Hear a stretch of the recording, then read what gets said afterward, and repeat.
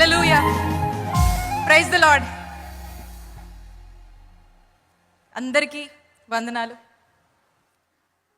ఈ రోజున మన ప్రాంతంలో కూటములు ఇంత పెద్ద ఎత్తున కన్నుల పండగగా జరుగుతున్నాయంటే దానికి కారణం ఎవరు? దానికి కారణం అన్న చెప్పాడు, యేసయ్య. యేసయ్యకు మనము కృతజ్ఞతలు స్తోత్రములు తెలియజేసుకుందాము. మళ్ళీ అడుగుతాను, దానికి కారణం ఎవరు?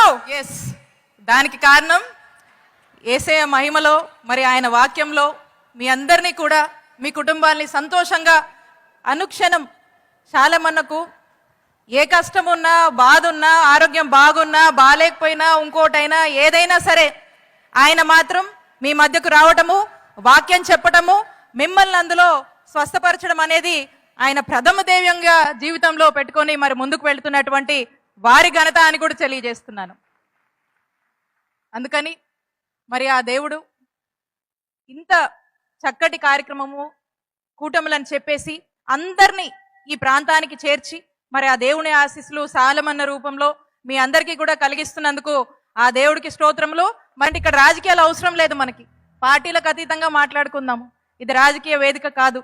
కాబట్టి ఒక వ్యక్తి చేస్తున్నటువంటి మంచి పనిని, తన శ్రమని గుర్తించాల్సినటువంటి అవసరం సమాజంలో ఉన్నట్టుగా మన మీద ఆ బాధ్యత ఉంటుంది. కాబట్టి మరి వారికి కూడా మనస్ఫూర్తిగా నేను కృతజ్ఞతలు తెలియజేస్తున్నాను.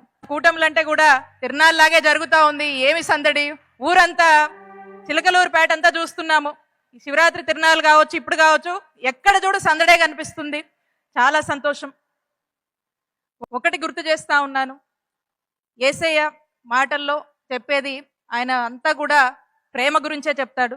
ఏదైనా కూడా ప్రేమతోనే మనం జయించవచ్చు అని చెప్తాడు. కాబట్టి ఆ మాటల నుంచే, మరి అన్న వాక్యాల నుంచే మనం నేర్చుకుందాము. మనం అందరం కూడా ప్రేమ కలిగి ఉండాలి.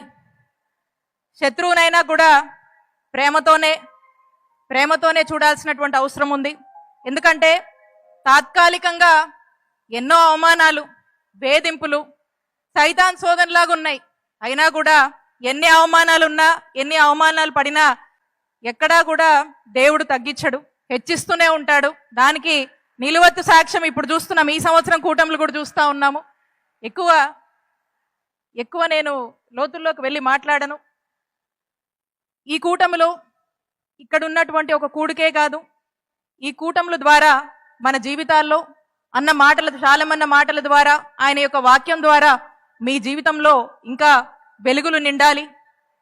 ఎవరైతే కన్నీళ్లతో బాధలు పడుతున్నారో మరి వాళ్ళందరూ కూడా చాలామన్న మాటల్లో సాక్షులుగా మారాలని, ఎవరైతే బాధల్లో ఉన్నారో ఆ బాధలు చాలామన్న వాక్యం రూపంలో సంతోషాలుగా మారాలని, ఈ ప్రాంతానికి సేవ చేస్తున్నటువంటి ఈ ప్రాంత ప్రజలను తన వంతుగా తన వాక్యం ద్వారా వారి కుటుంబాల్లో సంతోషాలని, జీవితాల్లో ఆనందాన్ని నెలకొల్పేందుకు కృషి చేస్తున్నటువంటి శాలమన్న మీద ఆ భగవంతుడు యేసయ్య మహిమ మరింతగా కుమ్మరించాలని మనస్ఫూర్తిగా కోరుకుంటూ, ఆ మహిమ మన ప్రాంత ప్రజలందరికీ, ఆ మహిమ మన ప్రాంతానికి, మన ప్రాంత ప్రజలందరికీ కూడా వారి యొక్క జీవితాల్లో, కుటుంబాల్లో మరింతగా వెలుగులు, సంతోషాన్ని నిలపాలని కోరుకుంటూ